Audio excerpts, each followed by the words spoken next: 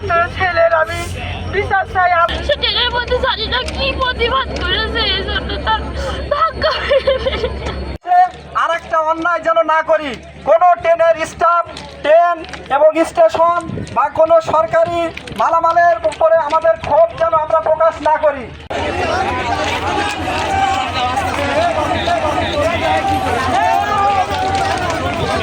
আমার একমাত্র ছেলের আমি বিচার চাই। আমার ছেলে কর্ম করে বাড়ি ফেরার সময় সে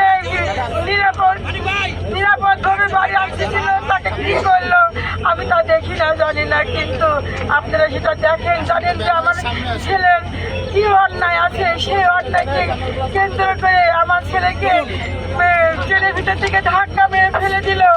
আমার ছেলে অন্যায় করতে পারে না, কিন্তু অন্যায় প্রতিবাদ সে করে। এই জন্য কি আমার ছেলেকে ধাক্কা মেরে ফেলে দিল, কেন ফেলে দিল, এর বিচার আমি সঠিকভাবে চাই। আমি আর কিছুই চাই না, আমি সঠিক বিচার চাই, বিচার চাই, বিচার। আমার স্বামী সকালবেলা টিফিন দিয়ে দিয়েছি, সে হচ্ছে টিফিন দিয়ে আসছে, খাওয়া দাওয়া করে আমার ফোন দিয়ে বললো আমি বাড়ি ফিরছি। আমার ছেলের জন্য খাওয়া কিনেছে, সাবান কিনেছে, পেস্ট কিনেছে, কিনে বাসায় ফেরছে।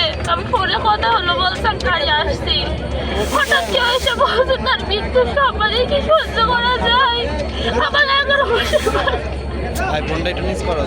সে প্রতিবাদী ছিল, তারা বলতো প্রতিবাদ করতে হবে না। সে ট্রেনের মধ্যে জানি না কি প্রতিবাদ করেছে, এই জন্য তার ভাগ্য। সুকৌশলে এই কপোতাক্ষ ট্রেনের টিটি, জিআরপি এবং সংশ্লিষ্ট যত কর্মকর্তা কর্মচারীবৃন্দ ছিল তাদের যোগ সাজসে ট্রেন থেকে জয়রামপুর নামক জায়গায় তাকে ফেলে দেওয়া হয়।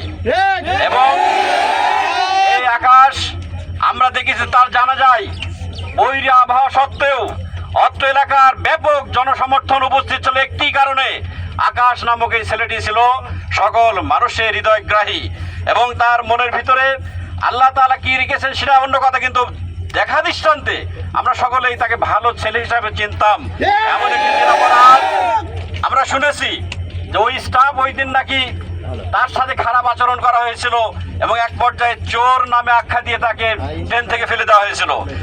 সে একজন অত্যন্ত ভালো ছেলে, যাকে হত্যা করা হয়েছে সে পানি উন্নয়ন বোর্ডের সরকারি চাকরি করত।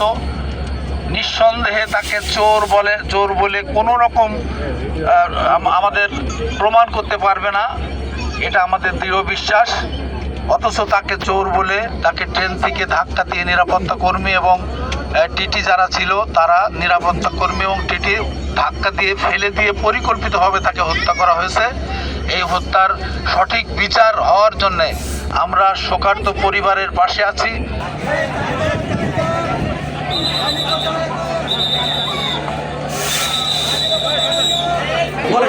চিঠি যেহেতু হাতে পেলাম, এটা আমি অবশ্যই যেখানে বরাবর দেওয়া হয়েছে সেখানে পাঠাবো। সেখান থেকে নির্দেশনা আসলে যে নির্দেশনা আসে সেই ব্যাপারে